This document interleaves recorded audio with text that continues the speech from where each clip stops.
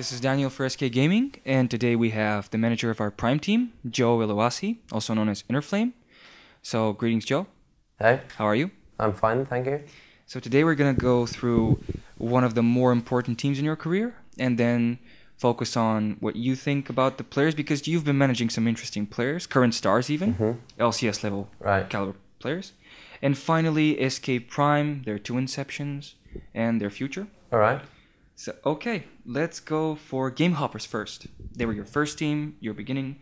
So can you please tell us the lineup? And our listeners will probably see the superstars within the team that are known today. So Okay, so the lineup with the most meaning was El Mupo top, also known as Raytech later on. Broto, also known as Perry later on. Hawkdon, Mr. Alez, and a player called Flumis.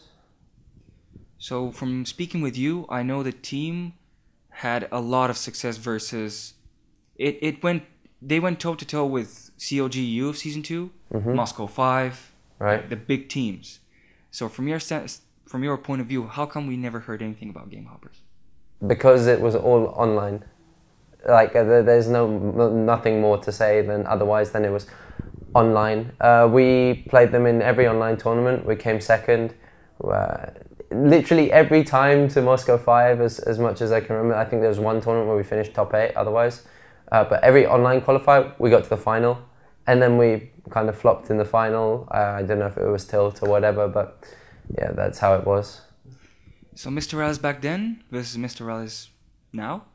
Do you see any difference? Has he evolved as a player? Do you mean skill-wise? Skill-wise, personality-wise.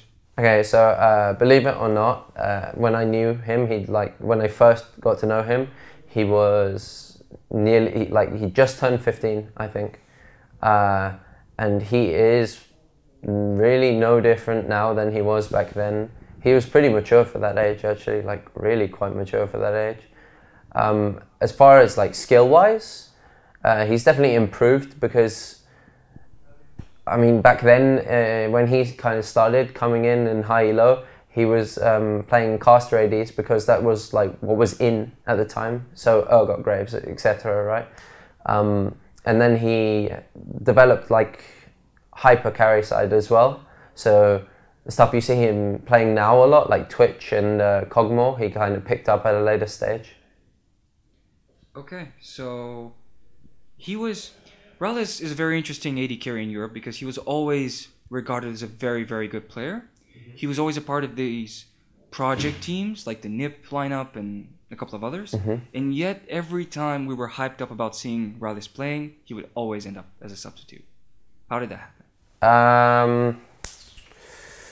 How did he become a substitute for every team? That's a really good question, actually. I think like NIP mainly was to do with Bjergsen leaving.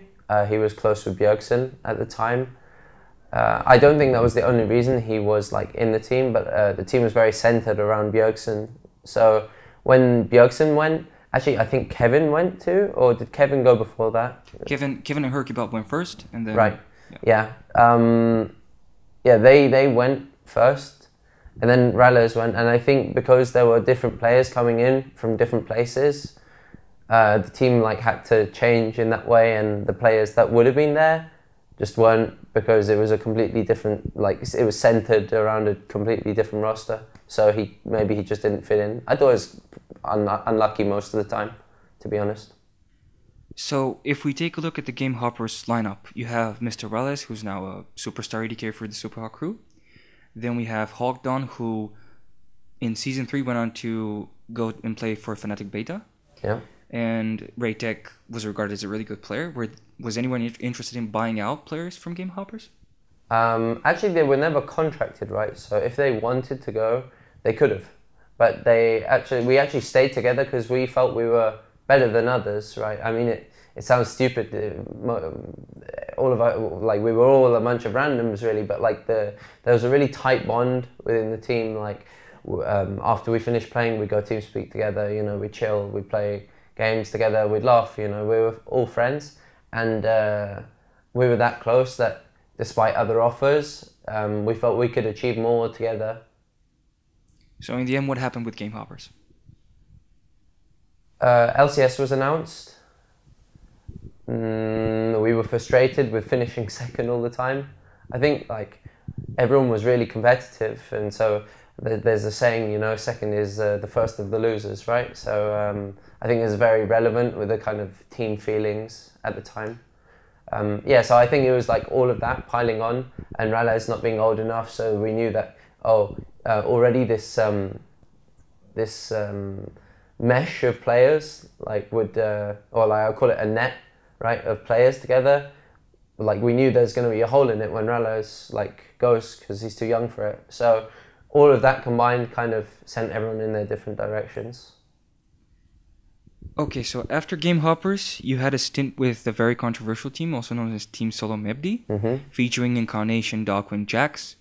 But a lineup that really interests me is the fact that you pieced together Sinners Never Sleep, which went on to become the Lemon Dogs. Right. So can you please tell us how that happened? How did it start? Yeah. I think it was just after the relegations. No. It was just after the promotions of the first split, right? So when you had all of the teams doing it at once, obviously SK, Gambit, and what was CLGU that went on to BEG, like had already secured their place in LCS. So it was the one with Fnatic and all the big measure teams. Newt Duck's a player I've known since Season 2. I originally approached him and I told him I want to build a team that's going to dominate this new challenger. I mean, there was no Coke Zero back then, right? But there were a lot of third-party tournaments, and that's what I was, that's what I wanted to do. I wanted to make a challenger team that would dominate everything. So I started with Newt Duck. I was talking to Mr. Ralles at the time, who was playing with Monomaniac Esports, and he was actually playing with Zoro Zero. But Zoro was very unknown at this point, and it was a team of young friends who come together that they were in, and they had kind of medium success, but I knew, like I saw potential in Ralles and Zoro, so I wanted them to come with me. So that's how it formed. The original like kind of three was Zoro, Mr. Ralles, and Newt Duck.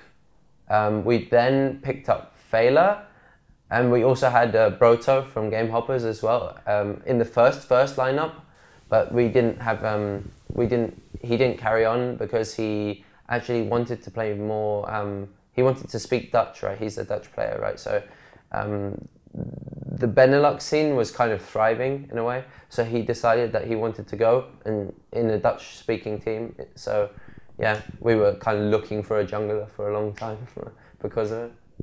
Throughout Season 3, and ever since Lemon Dogs came into the scene, everyone regards Zoro Zero as the god of top lane. Even nowadays, if you ask Soaz or Wicked, they would say that Zoro has always been and probably will be up there. Right. How was Zoro at the time when you found him? When I found him, he was extremely good on the champions he played, but I felt right at the start he only played 2 champions at a competitive level. Partly because of the fact like he was actually playing in Season 1 and he was high elo in Season 1, but he actually took a long break, like he just didn't play the game at all. So when he came back, obviously he got up there, but his champ pool wasn't good. He was for me. He was actually he played Irelia and Zed, and those 2 champions. So for a while we had success just playing Irelia and Zed because no one was banning the champions out. No one really knew about us, so it played to our advantage for a long time. So what was your scrim record against good teams, LCS caliber teams? Sinners, right? It was good, like especially with Broto, like in the first few weeks, or first 2 weeks, you could say in the inception of the team, right? It was really good, winning most of the time, and Gambit were this team like M5. They just come to Gambit, right? We were actually beating them in scrims, which was something I didn't have in Game Hoppers even. We didn't beat them in scrims. We didn't win in tournaments either, and then we were like winning then. So for me, I already saw something at this point. And then when Broto left and we were trying to fill the void, we didn't really have the same success. Actually, in the 2 weeks before our promotion, I think we lost like 90% of scrims. From speaking with you, you told me an interesting story about Zoro Zero and a certain champion. Okay. Do you mind sharing that story with us? So Zed? Yes. Okay, so I truly believe he was the first player in Europe to discover how to play Zed in a way that he could be incorporated in the competitive game, right? Everyone, like usual, said, oh yeah, the champion's bad when he came out, because nobody really understood like the mechanic and the kind of mechanics with the ulti and the kind of way you can trick your opponents with it, right? But Zoro absolutely spammed the champion when he came out. Like, I think he exclusively played it. No one played the champion at all, really. Like, I mean, people played him to try him out, but no one really thought he was that good, and no one really understood it, so people didn't really do it. So no one banned it out either. So he was able to like freely play it, and I believe, like, for me, being the first player to discover Zed, he's like up there with the kind of Zed players, right? I mean, for me, you've got Faker and Dade. Like, no one will ever get to that level with Zed. At least, I mean, it's possible. I can't say that, but they're at that Zed level, right, where it's literally unbelievable when you watch them. But I feel Zoro was the first player in Europe to get to that good Zed player level. Okay, so you said that Broto left. Mm-hmm. Then I suppose you brought in Dexter? No, Dexter didn't come in until a week after I was gone. So we actually played with Nunia for a while. We tried many different junglers. We even played with Shook for a while, but he had problems with internet, and actually I ended up playing the Lille qualifier and we lost the alternate. But like, I think we kind of discontinued with him because we felt pretty confident coming. Well, even despite losing, we were still pretty confident that we would come into LCS, and yeah, with knowing that we couldn't play with him anyway, we didn't carry on with him. People don't really know this, but Nukeduck started out as a support player, or at least competitively his first big team, he was a support, but he was too young to play. So how did he end up switching to mid? Actually, like, he originally started at mid, and he actually played mid with TT Dragons, right? So for me, that was his first like competitive team. Back in the day, it was called Better Buff Nidalee, right? Like, but they later got picked up by TT Dragons, and he played mid there. And it's like he was especially known for like his Anivia play. I mean, obviously he's not Froggen, right? Like, Froggen's another one of those players at that champion level, but he was like definitely up there, like, as far as Anivia players go. So I always knew he was a good mid laner, and back then in season 2 he was a good mid laner. But like you said, when he came into Team Solo Mebdi and had to go to the promotions, like, he was too young for it, so he had to leave the team. So Tabs was widely regarded as one of the best mid talents in Europe. Mm-hmm. How did you end up convincing him to go AD carry? So we're actually a few days from promotions, like, no joke, 2-3 days, right? 2 days. And we needed an AD carry desperately, because the one we were trying out like really didn't mesh with the team at all. He wasn't communicating at all, and it was really important for us because AD carry had a really high impact on the game at that point in time. So we could 2 days before, and I asked right, if we can like find another one, and they let us, just because it just wasn't going to work and there were problems already. So I was in a kind of situation where I'm like, oh no, what do I do? There's really no one here who I think like could fill the void. And I actually looked on the featured games, and I saw Tabs, like, I think it was Vayne or Caitlyn he was playing, right? And he went 10-0, and I watched him, like, for some reason he was spamming AD carry that evening. So 3 games in a row, I watched him, and I just based on that, like, based on seeing him good mechanically, I don't know, like, decision-making wise how good he was, but definitely based on mechanics, straight up I said, okay, Tabs, do you want to play AD for us in this? Like, I know you can do it, like, and I know you feel kind of comfortable on it. yeah, he didn't have a big champion pool, but like I knew he could kind of fill the job. So yeah, it was actually my decision really. And technically, you made him today an LCS champion. I mean, yeah, I gave him his first team, right? Like his first team as an AD carry, but it was obviously down to him afterwards to show what he can do and, you know, progressively go up and up and up. So we're moving on to your... So for after Sinners Never Sleep, you kind of vanished for a bit, and then you came back with Kappa Prime once the Coke League was announced. Mm-hmm. So how did Kappa Prime came around? Kappa Prime? I actually approached them. I had a stint with TCM, right? We won in Tenerife, etc. But yeah, I approached them, and they were already a team, but I felt I needed 2 roster changes. So I got Broto, who was interested in coming back into Europe, and I got Svanilan, or Neos HD, right? Solo queue AD carry player, Danish player who played for me. So yeah, I mean, what questions do you have about the team generally? So how did you guys get in contact with SK? SK? They were actually, I believe they were already approached by SK before I was there. But I think I originally wanted to make sure that everything was okay with them because they were inexperienced with kind of dealing with the contracts and stuff like that. So I think I came in originally to just help them, and then they wanted me to manage them as well. And yeah, that's what happened. I just ended up doing that. Okay, from your point of view, why did the lack of success lead to the first inception of SK Prime disbanding? I always knew they were good, but they actually didn't get along with each other well enough. I felt they were like, I mean, like after the games, everyone go their separate ways. No one really like. We're friends like as teammates, but there wasn't really any other like relationship between the players, like not at all. So I felt it was 5 individuals who didn't mesh together really. I don't think there was much more that I could do because I think the roster wasn't. I didn't have the core wasn't the right players like in the first place. So they're all great individuals, but they could never mesh together as a team. So as we all know, SKP1 disbanded, but then you were kept aboard SK, and you were tasked with finding 5 new players. Right.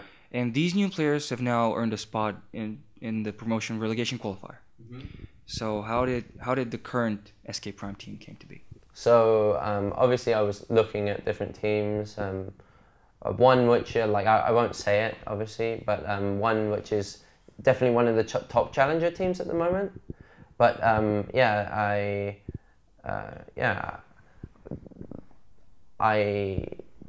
was interested in Haydal, like what he was doing, because I always thought he was good. So I decided to see who's he playing with, and I was like, oh, I don't really recognize. I mean, like I might have seen them around playing in solo queue, like because I spectate a lot of solo queue, right? I mean, how boring is that? I spectate like solo queue, generally like the featured games and stuff. If I see someone that interests me. So I literally just sat down and they were spamming rank to get points so they could qualify for the first Coke Zero split. And they actually beat the NIP lineup, the Rip and Pepperonis. So I said, you know what, we're going to go for it. Okay, so in an interview which people will see in about probably a couple of days, Freeze praised Kikis and told me that the pickup of Kikis made SK Prime one of the best teams in Europe in terms of coordination and team play. Your opinion on that statement? Yes, because the nature of the players shows in their gameplay. I'm not saying they're aggressive people, but like everyone's pretty confident, right? So they make confident plays on the map, which leads to a kind of synergized aggressive play, which really works well. And I feel we're really like exciting to watch. We're one of the more exciting teams to watch, and that's what I think's like. I mean, obviously it's not about being exciting to watch, but I feel like they play the aggressive game really well because they're all really, really good mechanically as well. And I was surprised about how much they knew about the game, despite not being in the competitive scene for long. Okay, can you briefly tell us why What the Fox is the next big thing? Very good attitude. Very committed. Very highly mechanically skilled, and has a diverse champion pool. Yeah, there's nothing more to say on that. I can just give a short answer for that because that's what I truly believe. What are the realistic chances of SK Prime in LA? I actually think we got unlucky. Like we got drawn with Gambit, who are on form, and I mean it's hard to say when you play a team on an up, and we're a team on an up as well. Like I really think it will just come down to who's better on the day. But I definitely think we got the hardest opponent of all of them. Thank you very much for your time, Joe. The last words are yours. So I'd like to thank my parents. I'd like to thank SK Gaming for giving me the chance. I'd like to thank my girlfriend as well, because all of these people have really supported me. And I'd like to thank you for giving me the interview. Thank you.